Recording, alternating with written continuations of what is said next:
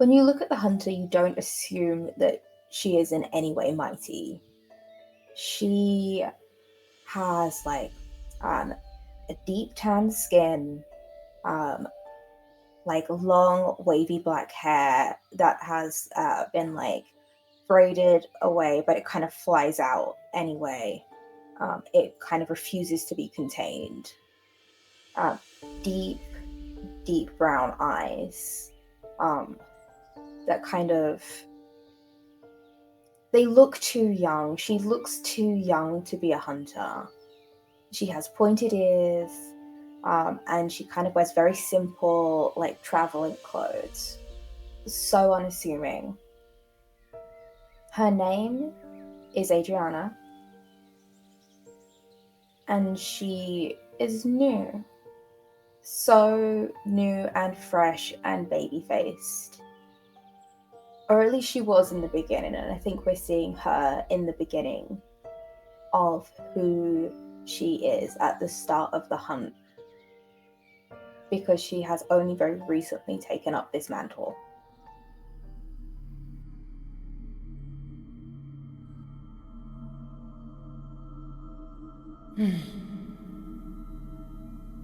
Amusing that you ask what I am. Because I think you know. You know. I am the sickening pit in your stomach. The howl of your grief as it claws its way back out. The metallic sting in the back of your throat as you scream for a mercy that will not come. It will not come. Where is it that never comes? I am the rattle in your chest. The suck of air as you try. Please, please try. Whatever form I take depends on you. I am the shrinking arms of the ones you've disappointed. I am the hunched form of those you've shamed. I am their piercing gaze, their hot, unending blame. I am their words unspoken and barbed in your gut. I am the sup of flesh ripped from muscle and bone, the prayer you dare not speak, the angel who dares to look. I am the one who sees you at the depth of your greatest pain. I am that which sees you for what you truly are. So I think the better question is, what do you see when you look upon me?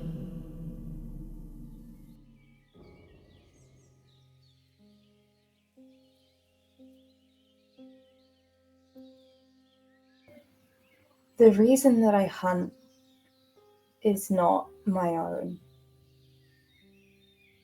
I didn't get a choice. It was assigned to me at birth. Every single woman in my family has tried to hunt this monster, and every single one has died by its hand. I have taken up the mantle, no longer able to sit by and learn, because the monster took my mother right in front of me.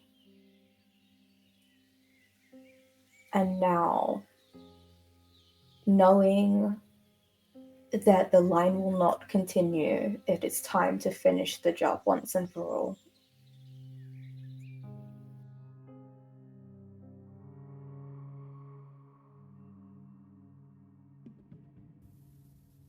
I have work to do here, and I'm hungry. There's so much of it here. So much just out in the open. So many people. Oh God, there's so many of them. Just waiting. Please, whatever you want. Their anguish, their resentment, their hubris like a pie on a windowsill. But then, her. Delicious her. Centuries ago, I smelled her. I could taste it in the air. The morsels of her, that sumptuous fear, that pride. I craved it. I wanted it. I needed it. She was the first here. Not this one, but the one before, and the one before. So proud. Off to save the village. I remember her. This village is mine. I grew up here. Before it all. She thought she could save them. Save me. A joke. I just wanted to help.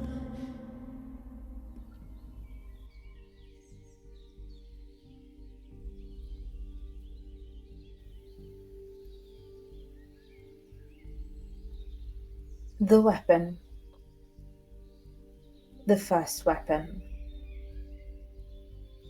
Broken and dented and patched up again, is a shield. Not supposed to be used to hurt, but to defend. And every one of my mothers has carried this same shield. And it looks so bare. It's just a circle. Just a smooth metal circle that has been hammered out time and time and time again.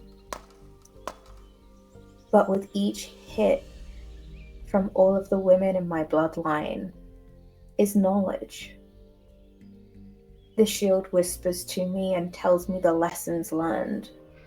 I hold it and I close my eyes and I can see how every single one of them died. Exactly where the monster hit them.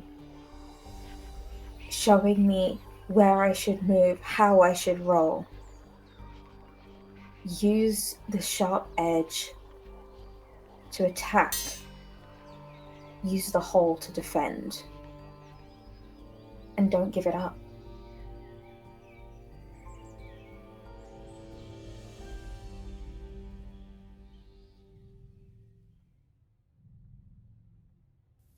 They call me a horror, a beast. They call me a specter.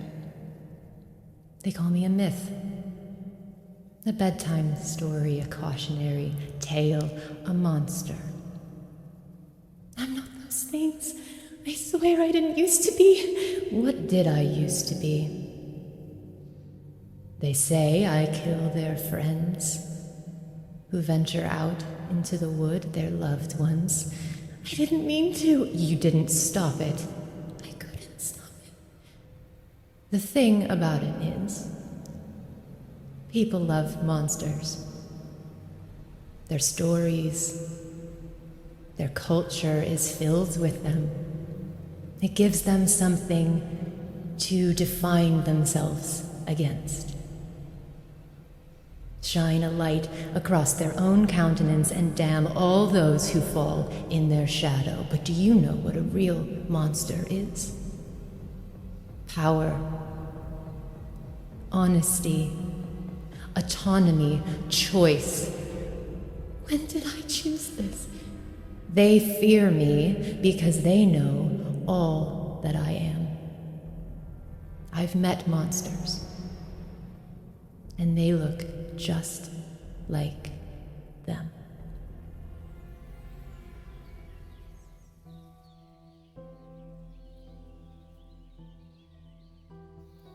I believe everything that I've heard because I haven't just heard it from my mother.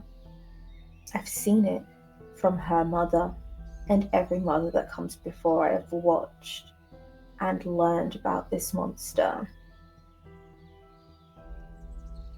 I know I've got to keep my fear to myself. I can't show it because she's going to feed from it and she's going to feed from me, and I am absolutely terrified. I believe every single thing that I have heard because I have seen it all as if it was through my own eyes. But I know that there has to be a weakness. Somewhere in everything that I've seen, there is something, and it will get her. And I just have to be brave, and I have to be strong. But I don't know if I can do it because those stories are really scary.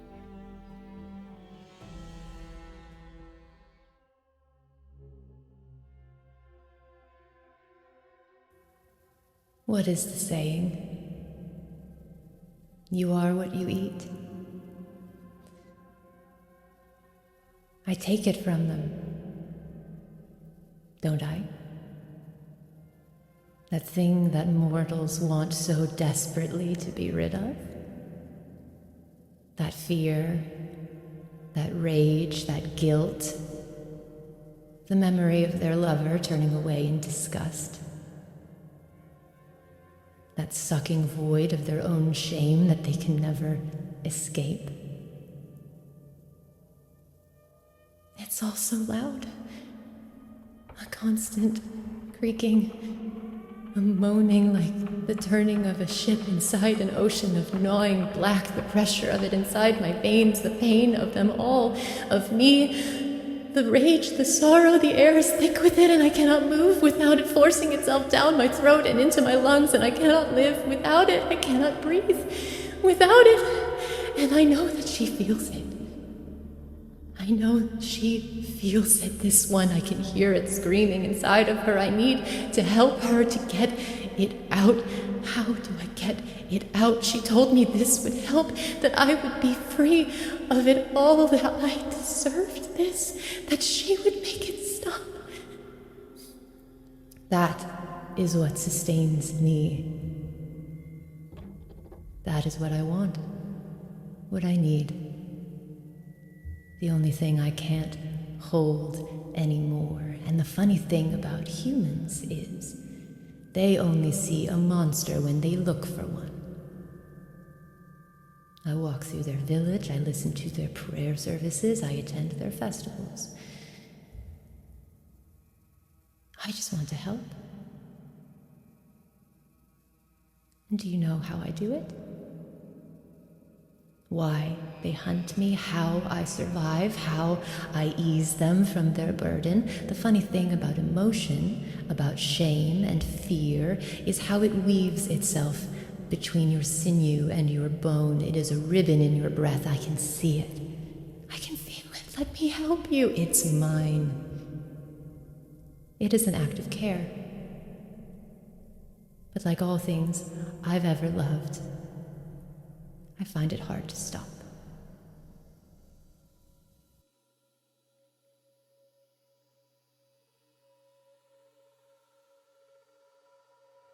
Okay. Ready? Let's go. Yeah, no, that's not it. No. Two fours. Okay. Oh, yeah, no. You got it.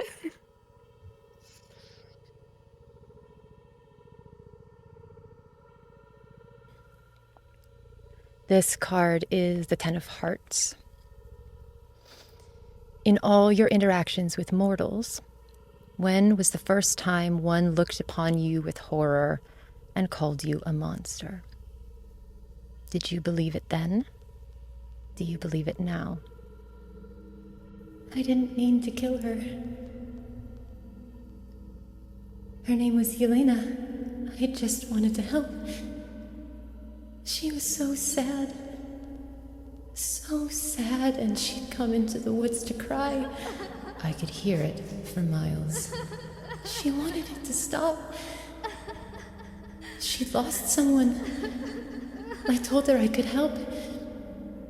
She didn't even question it, why I was alone. Just like she was where I'd come from. She saw who she needed to see.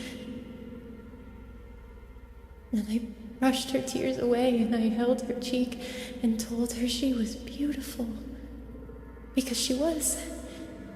And guilty, because she was. And she kissed me. Her lips were so soft, and I was so hungry, and I just wanted to help. But that is how she made us, isn't it? Feeding is brutal, primal. I tried to just pull the sadness from her. I tried to breathe it in, to kiss away that taste of grief, but it was so deep and so yearning, and there was more. And I could hear her in my mind when she smiled against my lips and pulled me. I didn't want to lose control. I tried to pull away, but I couldn't. And in that moment, she saw you for who you really are, didn't she? Without the glamour, without the magic, who you've been all along. Even before the curse, she saw you, and she screamed. I couldn't pull away. I tried. I didn't want to, but I did, and it was right there. It was right there like a thread. I couldn't stop pulling, unraveling, and tearing at it to set it free, to set her free. And then, oh God, what did I do? I released her. I ripped her to shreds. It is the natural way. Who have I become? I've always known what I am, what you are, just as deep down you know who you are, what churns inside your bones and laps inside your skull. I have always known. I've always known. But to know and to believe are not the same thing. She made me this way, but it was always in me.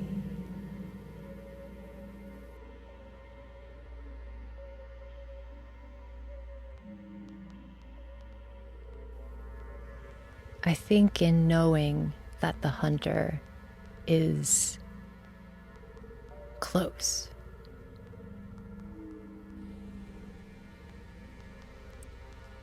I know who it is that this hunter will see when she looks upon me.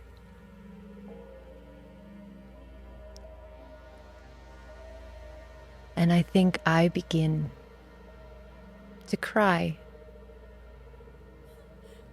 in the same voice, the same tone, almost like plucking a memory from her mind, the sound of her own mother weeping. And she hears that through the woods.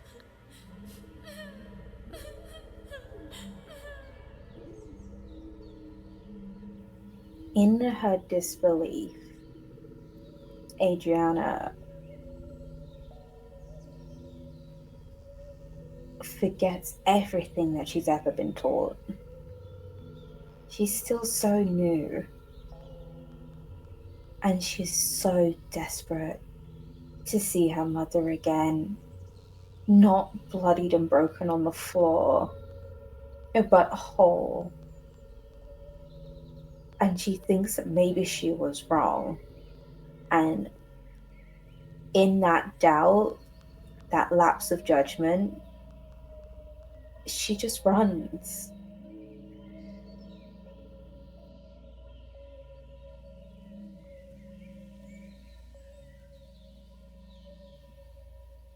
I think there comes a point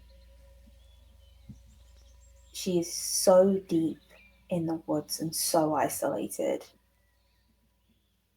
and she can hear that crying, and she can't seem to find the source of it, and she can hear it, and she is crying on top of it. Like, it's almost like a harmony at this point. She doesn't know what she's doing. She has no clue. She has no idea what she's gotten herself into. She's just been told she has to do this. She has to fight. She doesn't have a choice anymore. It's nothing that she can opt out of. A sister was never given to her. There is no one to trade places. And she doesn't give up because there's so much expectation on this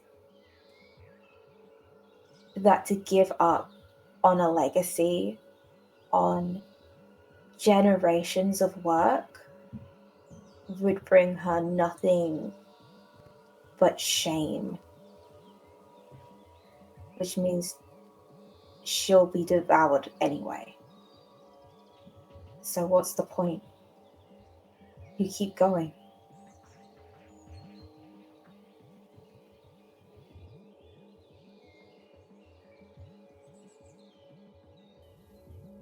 I think seeing her run reminds me of me. Ready? Okay, I didn't get it on the first one. Nope. Double threes, double threes, double threes. Let's go.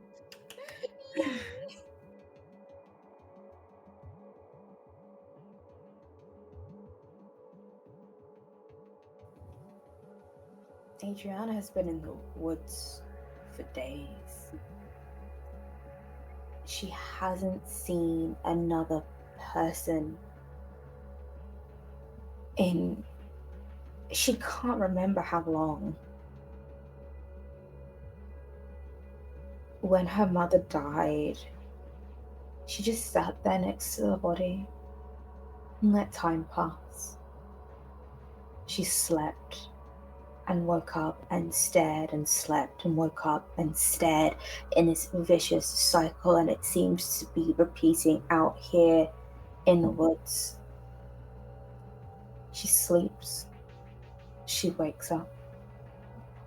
She stares through the trees, hoping to become the bait to draw out this monster, and it is not working. Her pain is not enough of a lure. And if losing the only person who has ever loved her was not enough pain to draw out this monster, then she doesn't know what is. If it won't try and feast on her, then maybe her grief is not real. And if her grief is not real, then is this hunt even real? Is this monster real? Was it somebody else? Was something else responsible for this? And she's got it all wrong, and those stories were just stories. And she stops running through the woods. She stops trying to track and locate. And she sits down at the base of a tree and leans her head against it and hugs her shield. And as she closes her eyes, fast forwarding through the rest of her cycle to get back to that sleep part, she sees not her mother, not her grandmother, but the first mother, the one who started all of this. Gina, what do you think that she's going to say?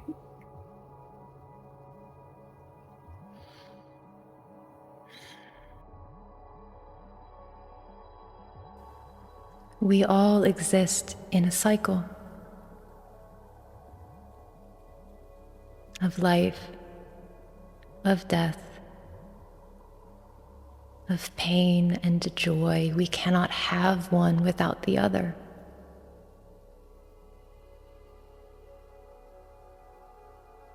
And you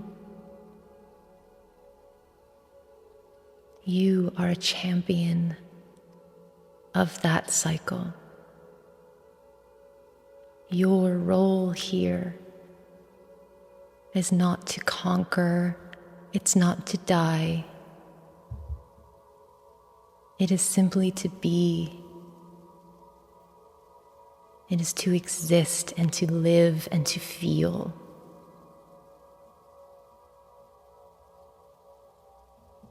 Let that feeling propel you to where it is you are meant to be.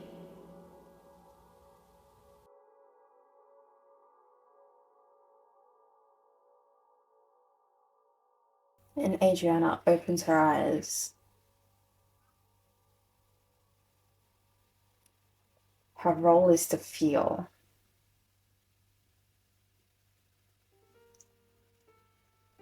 And that is what she does.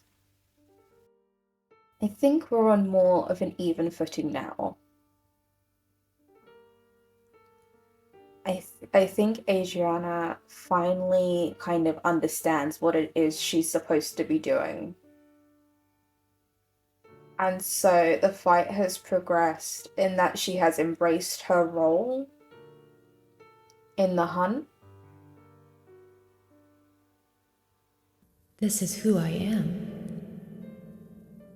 This is who I was made to be.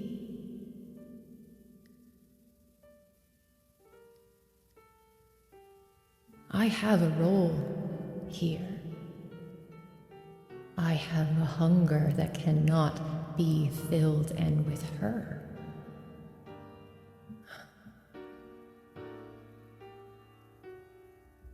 maybe just for a minute, I can know what it feels like to be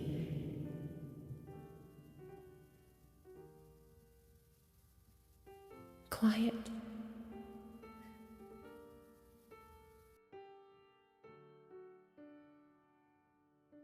As Adriana stands up,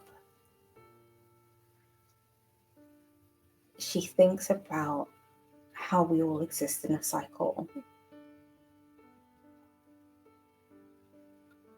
And there is a moment, a small voice in the back of her head that goes, "But what will happen when you shatter the wheel?"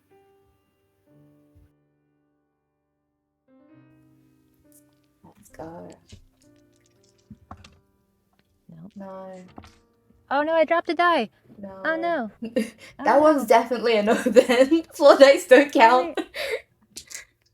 Oh no, wait, I'm just gonna roll it twice because I can't find it. Double. 2 6s in a row. Hang on, how many did you roll? You can't help but notice this hunter has some curious habits that mirror your own. What do you and this hunter share in common?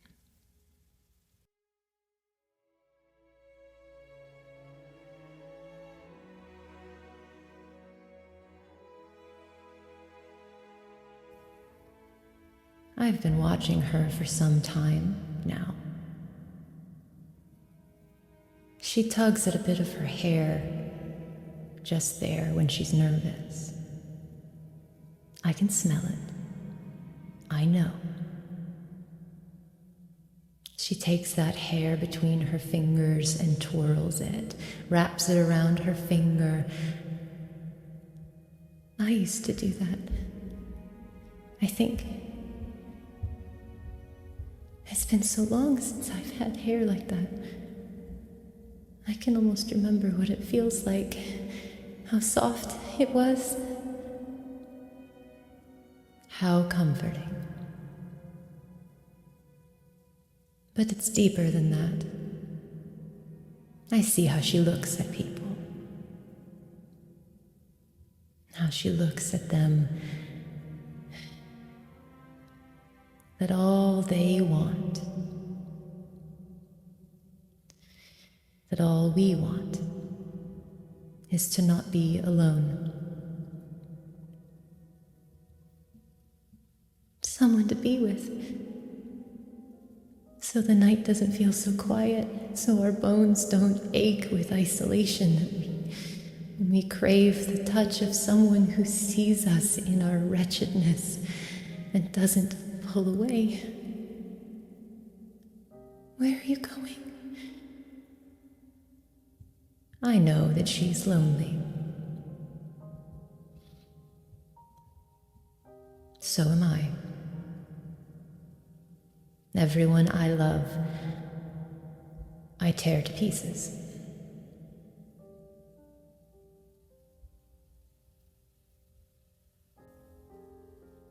I'm close now. And I think she sees me or feels me or hears me. She can sense that I am close. Maybe even just outside her camp.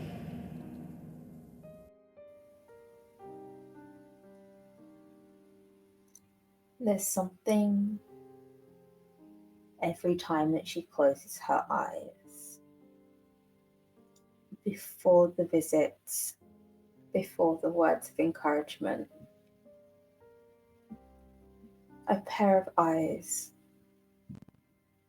that are living. They are warm, they are hot. She can feel her skin burning and prickling.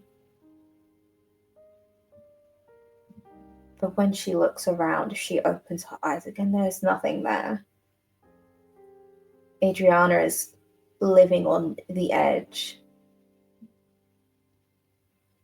This is not her home. She is in the monster's home and she is aware of that. The monster walked into Adriana's home.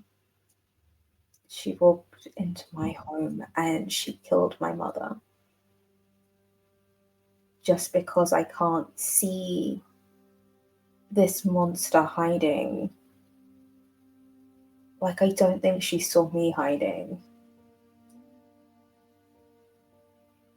Doesn't mean that I can't do this. I have to do this. I have to do this or I'm gonna die trying. I think I start to think about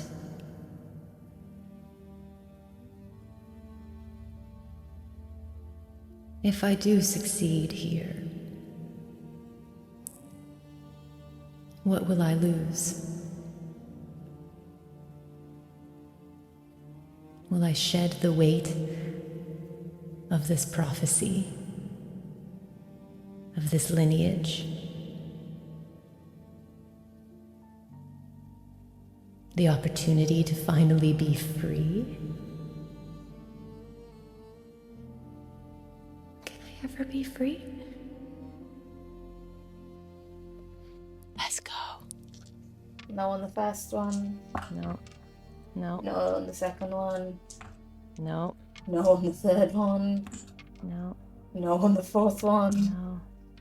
No on the fifth one. Got it. 2 ones. Damn it.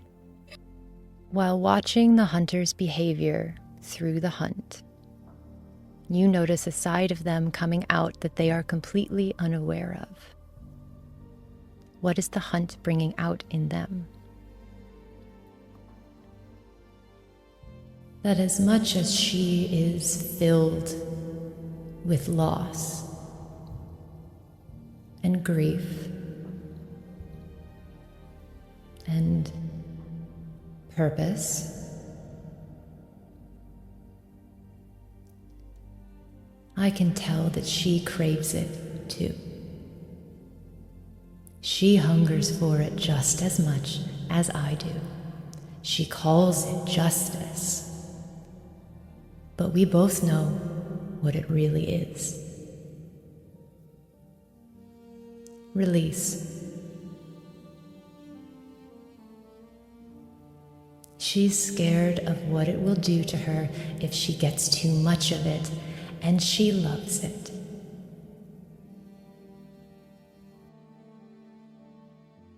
I think on Adriana's side, she's getting reckless. She is pushing further out, being less cautious, making noise. She wants this to be over. I can smell that. Yeah, let's go. Let's go. I just got double threes immediately. I didn't didn't even. Perfect. Perfect. Let's go, Adriana.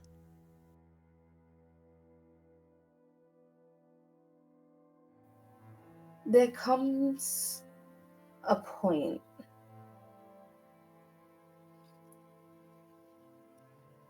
Adriana's been in the woods for so long.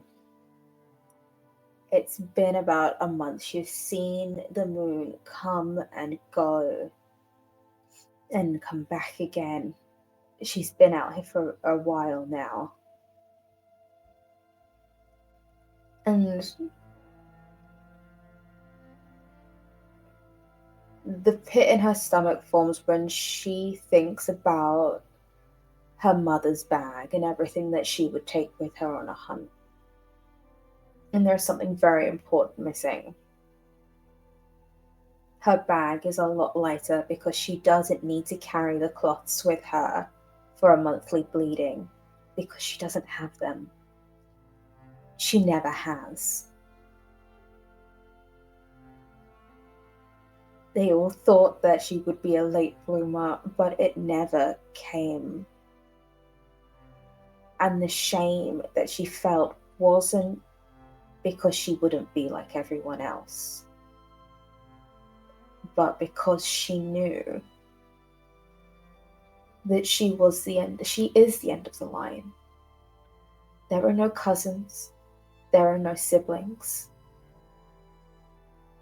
The family has always been one child, one daughter. That is all we ever get because we can't afford to give the monster any more than that.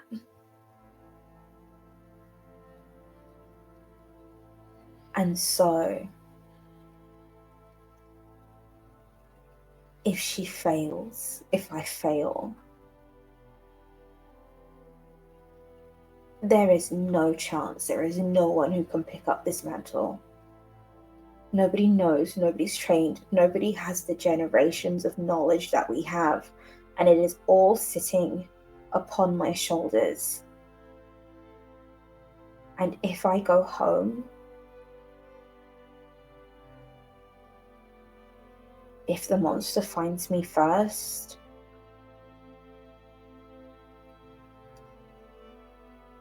I'm not going to live either way. I think we've seen each other now.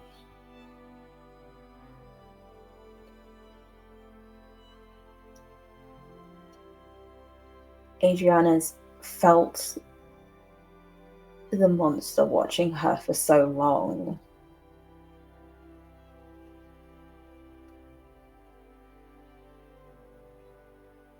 I think she's seen now exactly who, what she is fighting, even if they haven't come to blows yet.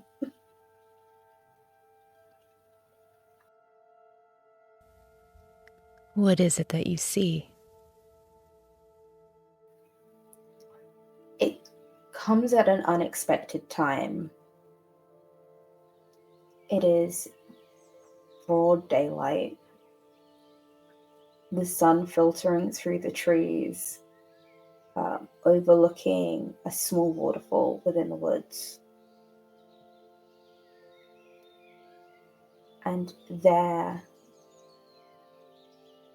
at the bottom, just a leap away if you're brave enough, Adriana sees herself.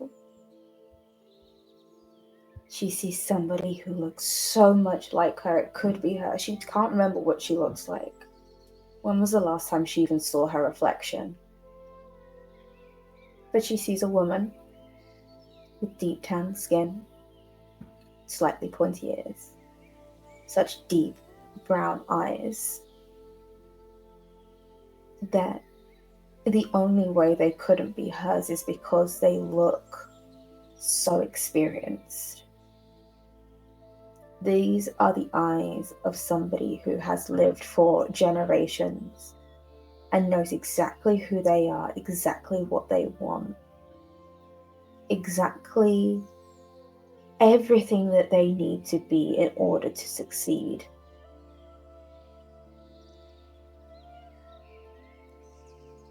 And she is so close. I would just have to throw the shield.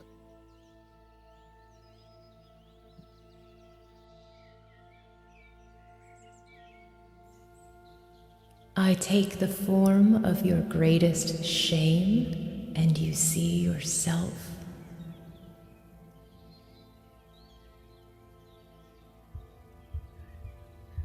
How delicious.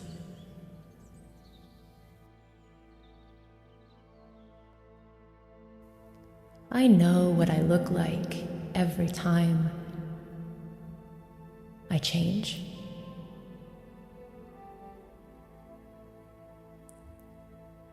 I know who I appear to be to her, a version of herself she feels she could never be, a version of herself she hopes to be, someone so out of reach.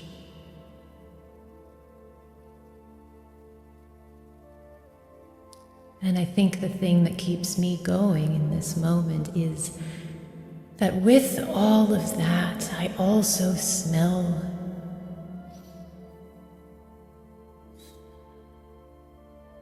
pity. Almost like she's trying to see the humanity in me, connect herself to me in this way.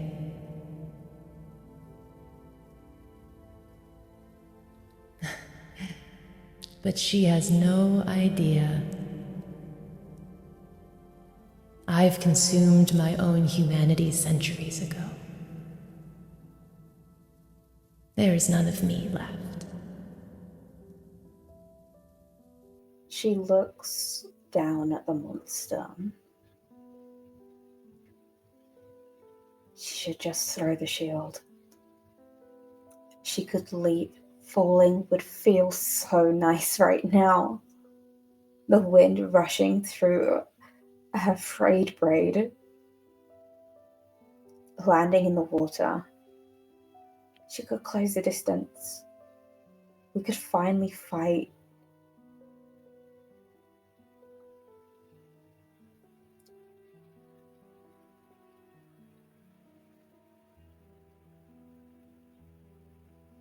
But she can't get her feet to leave the ledge. It's like a tether around her waist, tying her down. There is a voice saying, "Don't jump. Be smart, be safe." And she wants to break free, and she can't break free, and she doesn't understand why.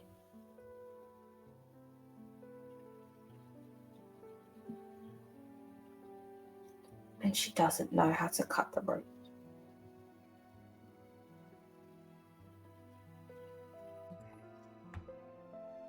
No on the first one.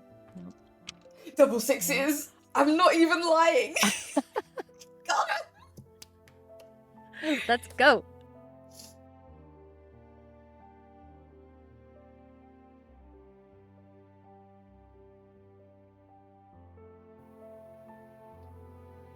She doesn't jump.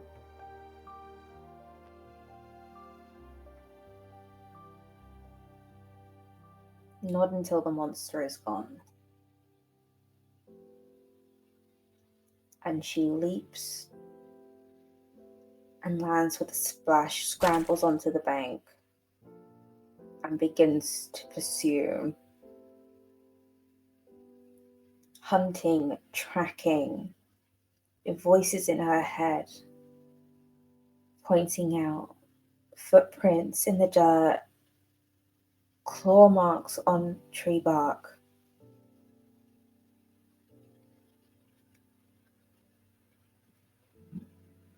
She chases the monster down, closing the distance.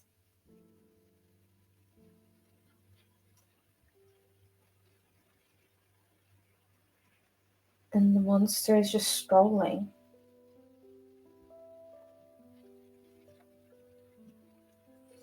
She could attack from behind.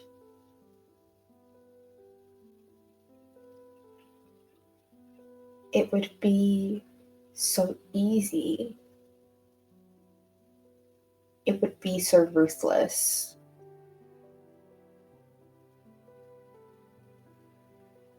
If it's not a fair fight,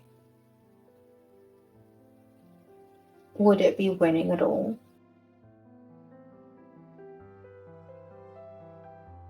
And Adriana believes that if she were to attack here, now, then she would be no better than the thing she is trying to destroy. I think it's an uncommon pleasure to be pursued by her. This one feels different. I can take my time.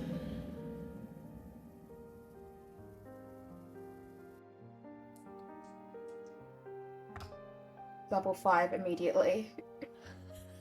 I don't know what's happening here. The dice are telling a story, man. The dice are like, okay, it's time for a comeback, babes. And I'm like, I'm not ready. Before I begin, Gina, we were so close. Mm-hmm. How do you slip away? What are you doing to keep me following you? I think every time, because you've left enough space between us, every time I pass behind a small copse of trees,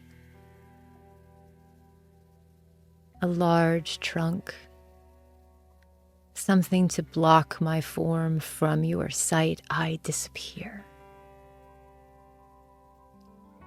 You struggle to find where I've gone,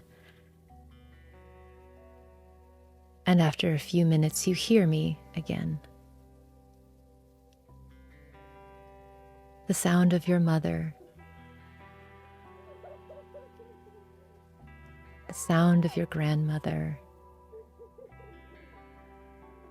the laugh of your best friend before things fell apart.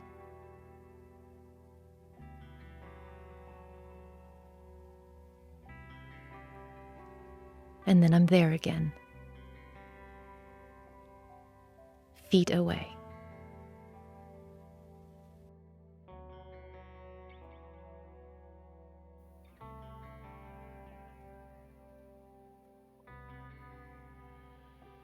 I'm learning the pattern.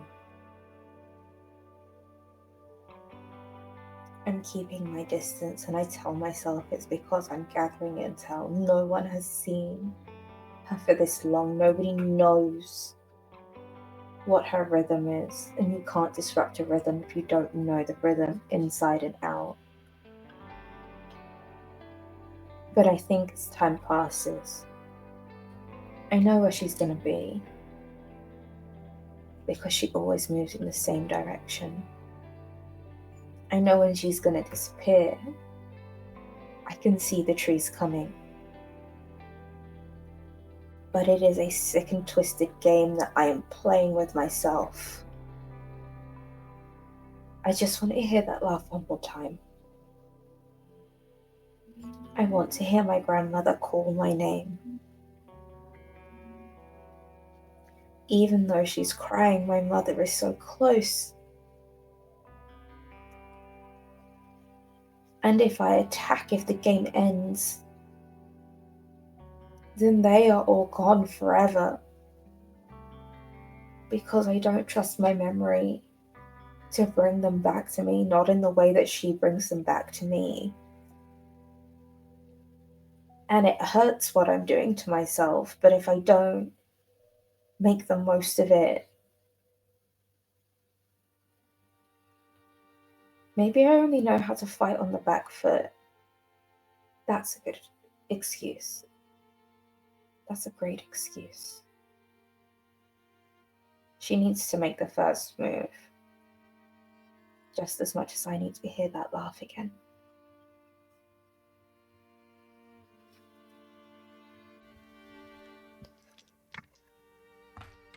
No. 2 4s. Yeah, I wouldn't have gotten that. Okay. In a moment of exhaustion, you feel like giving in, letting the hunter find you, ending the hunt. What changes your mind at the last moment? Why do you keep going? She loves me. The one in here, she loves me. Can't you hear it? She keeps me safe.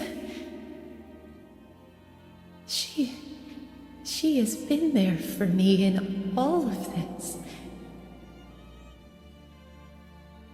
If this ends, if I lose her too, I can't lose her too. I can't lose her. She's all I have. I think Adriana sees me come from behind a tree, my claws scraping against the bark. You can hear it, but you can't see it. You can see the lines, the scratches, the scrapes, the bark flying off behind small, delicate hands. The hands of your mother. She appears to you in front of you, and she looks at you. Oh, Adriana, my sweet little flower, aren't you tired?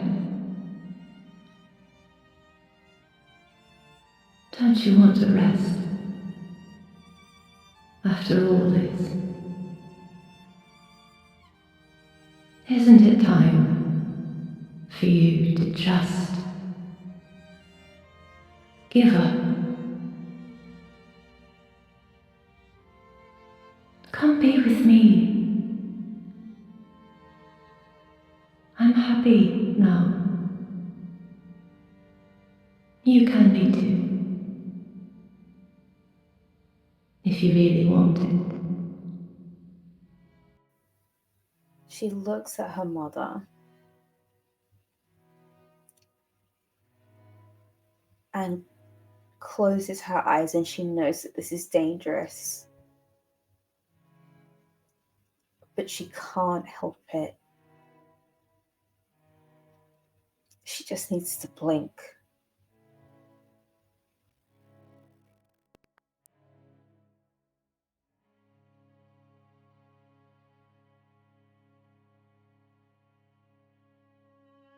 She could rest.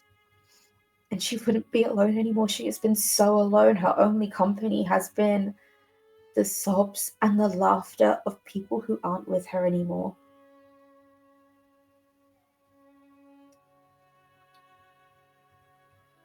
But they aren't real. She knows they're not real. This offer, though, is so real.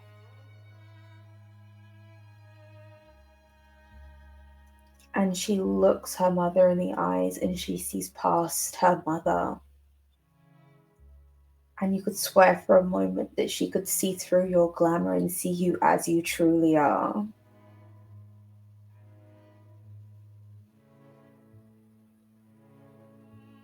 And she doesn't give up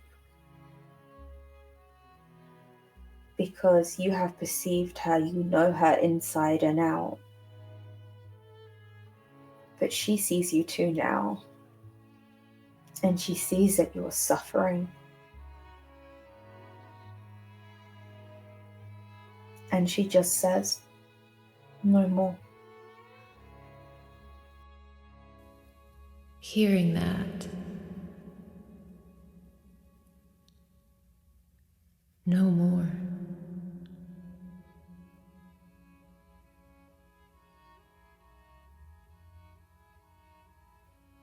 What could that feel like?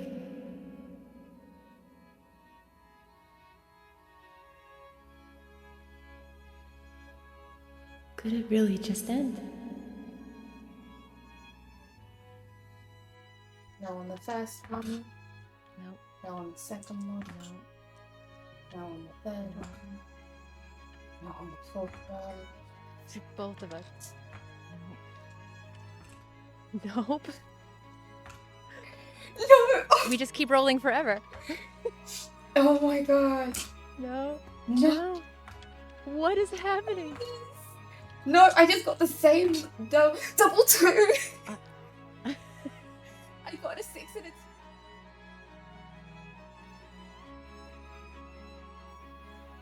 The next time I open my eyes, she is gone.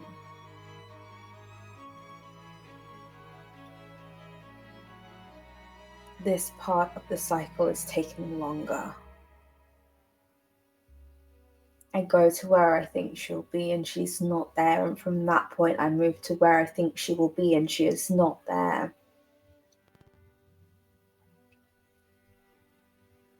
And so I keep moving, keep going to where I think she will be, where she should be. Why isn't she there?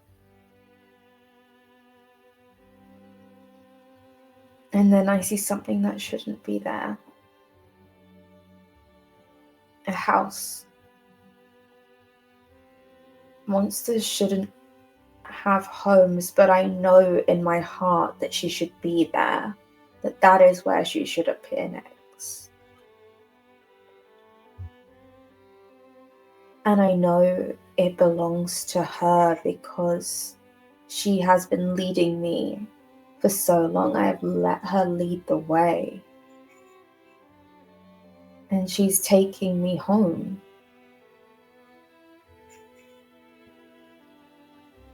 And so I go to the house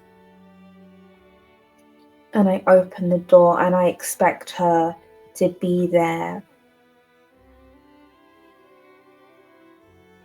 And I don't need to see whatever face she is going to show me because I know that she will be there in her home. There is nothing to expect, and so I am taken by surprise when I see all of the faces. Every single one that I have ever seen her wear, faces I know that she has worn that I have not been witness to. There are pages and pages of drawings all stuck to the wall, every single face she has ever worn. Not in pen, made with ink. With her claws? Like a quill? How can a monster who rips and tears and shreds and destroys so viciously make such delicate strokes? Capture likenesses so precisely. It doesn't make sense.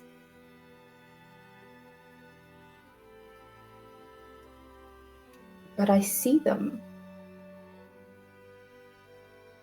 I see them all. Whether she knows it or not, she's let me in. She can't surprise me anymore. I know her rhythms, I know her faces.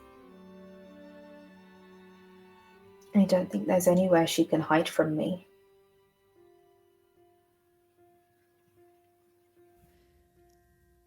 I'm not hiding. I know you're here. How do you think you found this place? The moths, the fireflies, the trails of pollen, all the messengers of the forest brought you to me. And you see me as you turn away from the walls, as you turn away from the art, as you've called it. You see me standing there in front of the hearth in my truest form.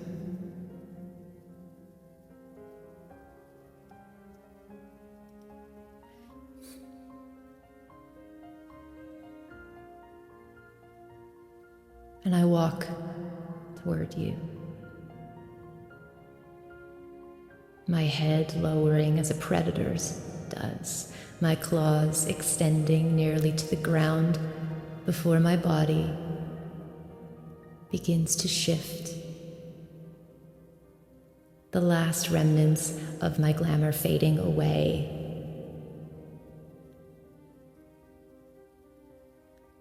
Like a deer skeleton on its hind legs wrapped in human flesh.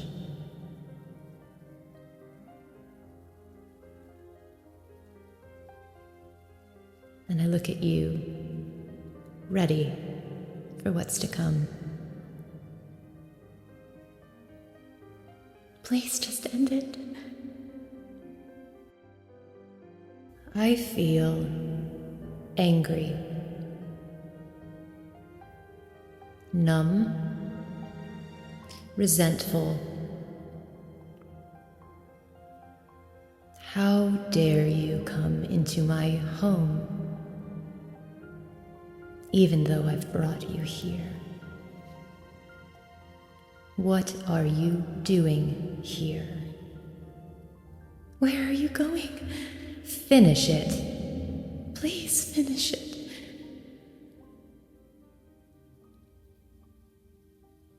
Something has to change. The wheel has to turn. The cycle must continue.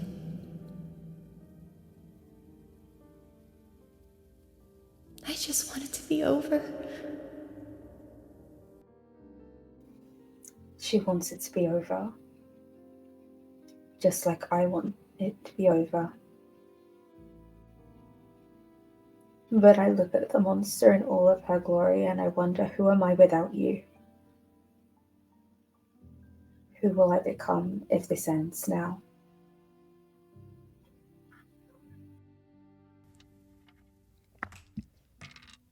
No.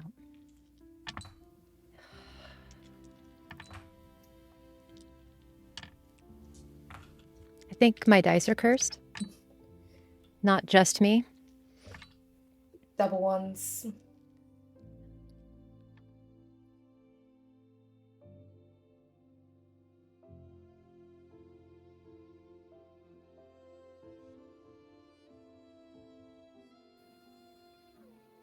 Gina, would you like to describe how you break my shield?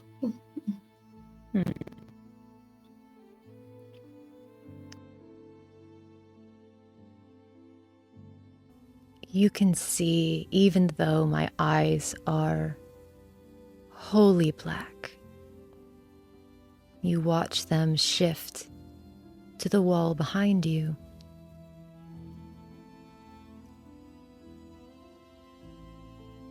To the drawings hung up almost ceremoniously, and then back to you. And my head tilts unnaturally to the side.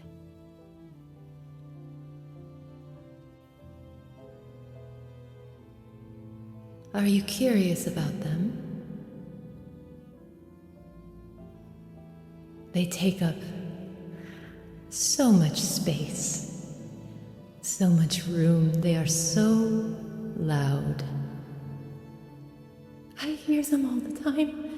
They never stop. They're with me, always. I helped them. I eased their pain. I can ease yours. Do you want to join them? Do you want to be like them? So quiet. Isn't that what you've always wanted? For just a little bit of quiet. And I reach forward, and with my long, clawed hand, I make a sweeping swipe across her chest. And I think as I do that, you raise your shield, and it shatters it across the front, splintering it in all directions.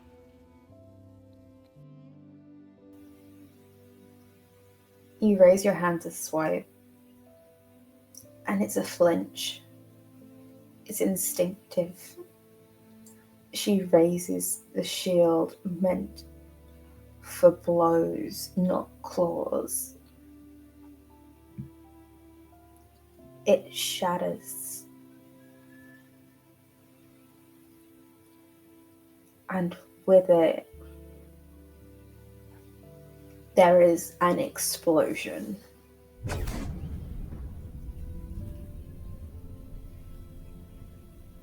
You would think that the hunter was a hero, that it would be gold or white or blue, something heavenly. But this shield has been holding back the anguish and resentment and shame and fear of women for hundreds and hundreds of years. It is not beautiful.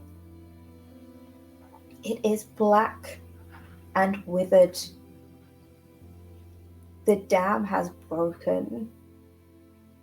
And all of those memories, all of that knowledge, all of the pain and the secrets and the lies have been set free. And you see pieces of metal fly into pictures, into these drawings, into this art, piercing the faces of the women who were held in that shield. And Adriana looks away in her confidence, in her hubris, in her addiction to seeing the legacy shatter. She looks away and she grabs a piece, resting in the face of a woman she does not recognize. And she draws it out. And as it releases from the paper,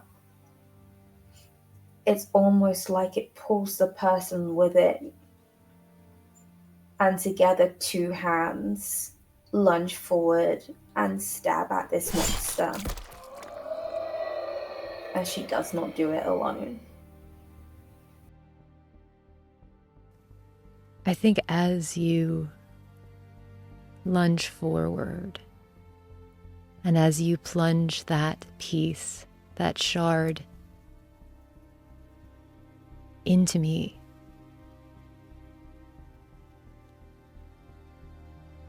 this is the first time that anyone has wounded me in such a way, inside my home, no less.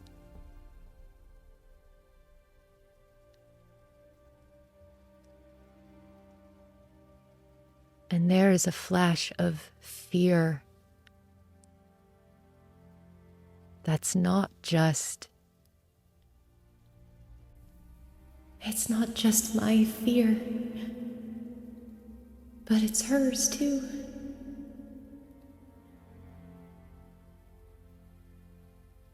And out of instinct, my glamour flashes again to the form of your grandmother.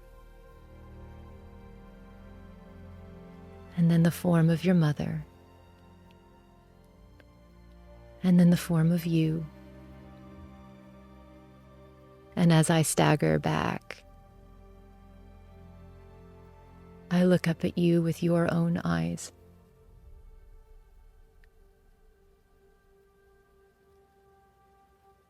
And I say,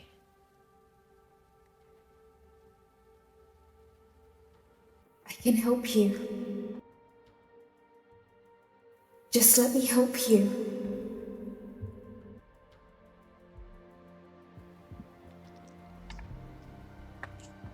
Double sixes on the first one. dice are telling a story. The dice were ready. They know. The dice are They were ready. ready. Adriana looks at the monster. She looks at herself. She looks at the spectral form sketched into existence of this woman that she doesn't know, who helped her hurt you.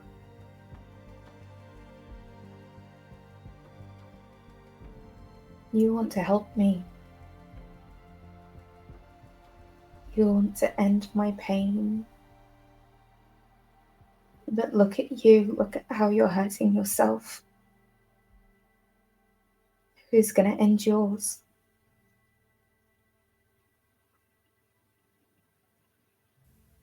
I just wanted to make it stop.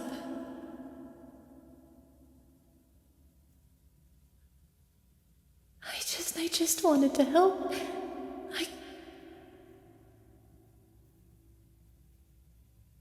And now I'm this.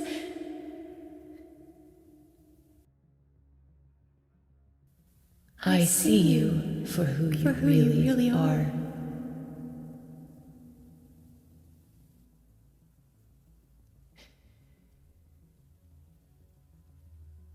Who would I be without you?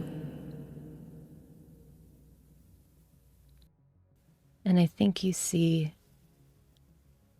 in my last moments, as blood, black blood is pulsing from my stomach, my eyes shift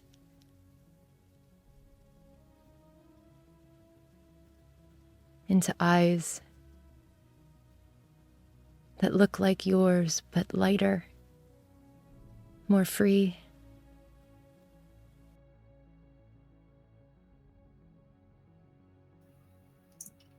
Adriana looks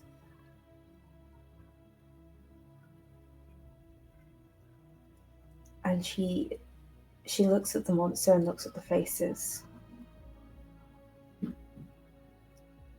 The end is too slow. These people need their justice.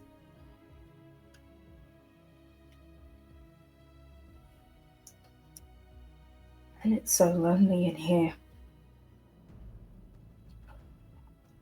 And she goes to another picture,